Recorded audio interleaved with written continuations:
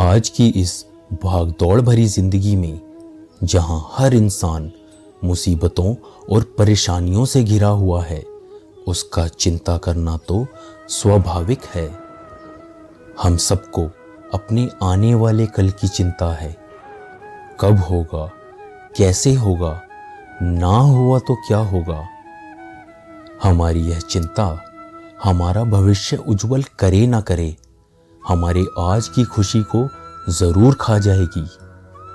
चिंता वो डर है जिसका वास्तविकता से कुछ लेना देना नहीं है, क्योंकि आने वाला कल केवल आपके आज के कर्म निर्धारित करते हैं, न कि उसके बारे में की जाने वाली चिंता। आप लाख बार भी किसी काम को करने के बारे में विचार कर लें, परंतु वो काम होगा तभी जब आप उसे करेंगे। और अगर आपके प्रयास करने के बाद भी कोई काम नहीं हो सकता, तो चिंता करके तो वो बिल्कुल भी नहीं होगा। जो हुआ ही नहीं है या जो हो ही नहीं सकता, उसके बारे में सोच सोच कर आप बस खुद को ही बीमार कर लेते हैं।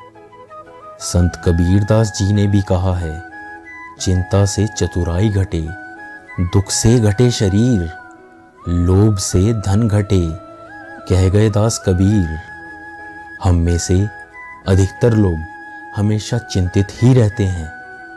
कभी बीते हुए कल पर पश्चाताप कर रहे होते हैं, कभी आने वाले कल की योजना बना रहे होते हैं, परंतु जीवन ना तो अतीत में है और ना तो भविष्य में। जीवन तो इसी पल का नाम है, अर्थात इस पल का एहसास ही जीवन है।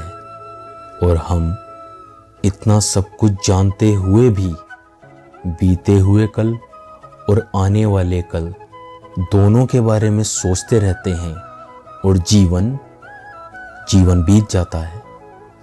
भगवान श्री कृष्ण ने भी भविष्य की चिंता को व्यर्थ बताया है। उन्होंने वर्तमान में जीने को ही सर्वोच्च बताया है। श्री कृष्ण कहते हैं, क्यों व्यर्थ चिंता करते हो? तुम क्या लेकर आए थे जो तुमने खो दिया है?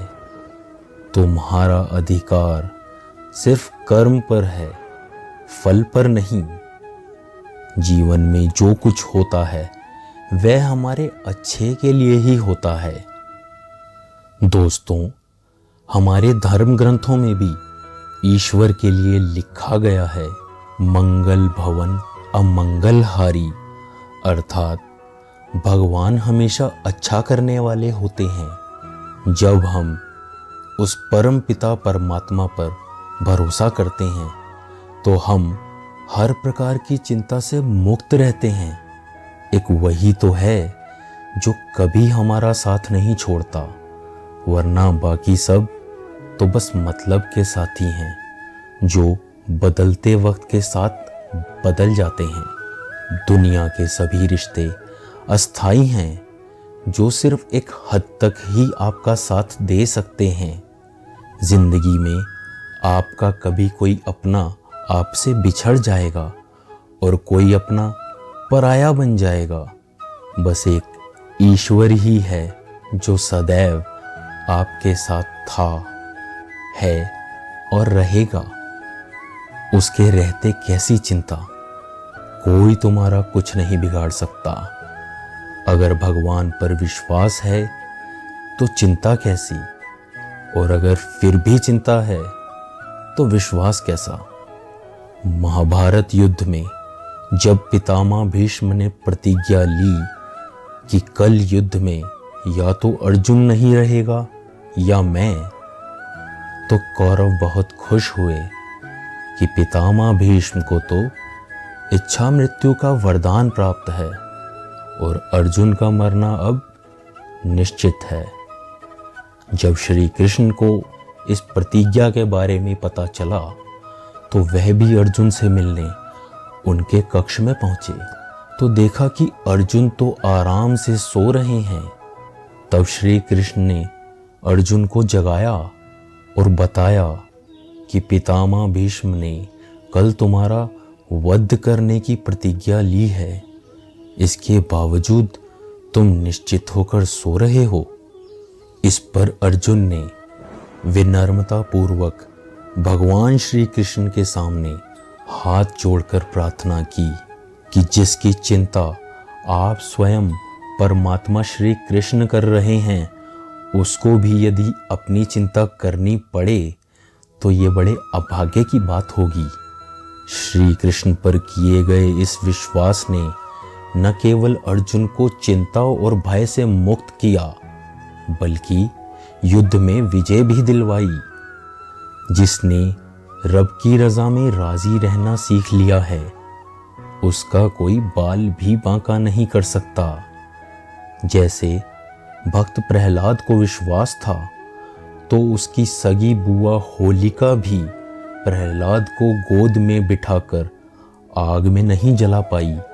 जैसे द्रौपदी को विश्वास था, तो अंत में जब कोई नहीं आया तो खुद श्री कृष्ण ने आकर भरी सभा में द्रौपदी की लाज बचाई। अगर ऐसा ही संपूर्ण भाव आपकी भी भक्ति में है, तो यकीन मानिए आपको भी किसी चिंता या भय से डरने की कोई ज़रूरत नहीं पड़ेगी, क्योंकि आपसे ज़्यादा चिंता तो भगवान को है आपकी।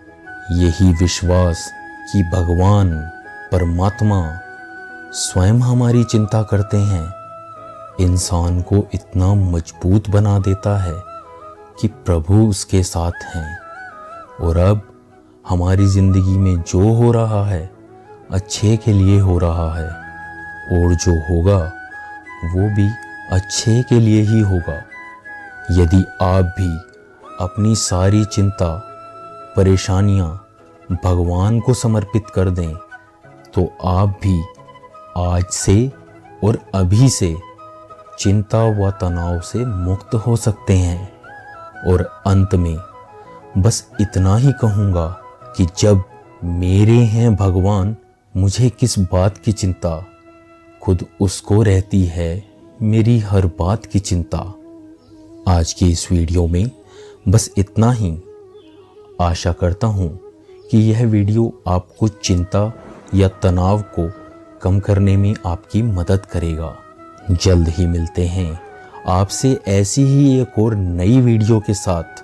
तब तक अपना ध्यान रखें, और अगर वीडियो पसंद आई हो तो वीडियो को लाइक करें, शेयर करें, चैनल को सब्सक्राइब करें। धन्यवाद।